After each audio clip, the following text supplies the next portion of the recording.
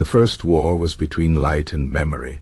Long before the first stars were born, before the sky had a name, there existed only two beings, light and memory.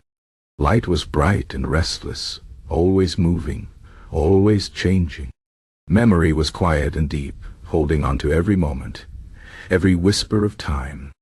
They lived together in the endless dark, but they were not friends. Light wanted to shine, to spread itself across the emptiness.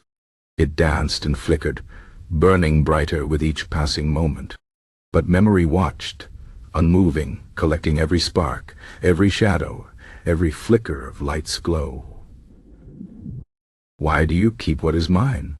Light asked one day, its voice sharp like a flame.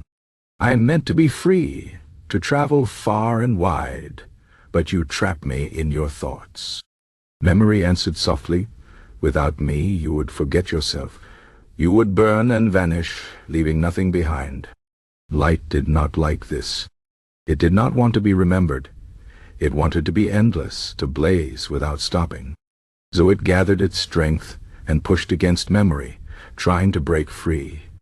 Memory resisted, holding tight to every piece of light it had ever known.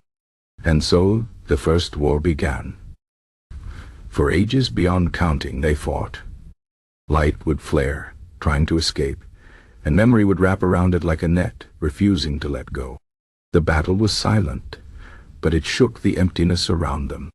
Sparks flew from their struggle, tiny fragments of light that memory could not catch.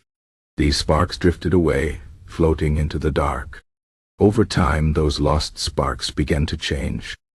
They cooled and softened, no longer burning as fiercely as before. Some grew dim, turning into gentle glows. Others stretched and curved, forming shapes in the dark. These were the first stars, born from the pieces of light that memory could not hold. Saying this, Light laughed. "You cannot keep me. Look, even when you try, I escape. I become something new." Memory said nothing. It watched as the stars flickered, as they burned and faded. And then it did something unexpected. Instead of fighting, it began to weave. It took the fading light of the stars and spun it into stories, into dreams. It gave names to the sparks, remembered their shapes, their paths through the dark. Light saw this and grew furious. "You are stealing them. Those are mine." Memory shook its head. "No, I am saving them.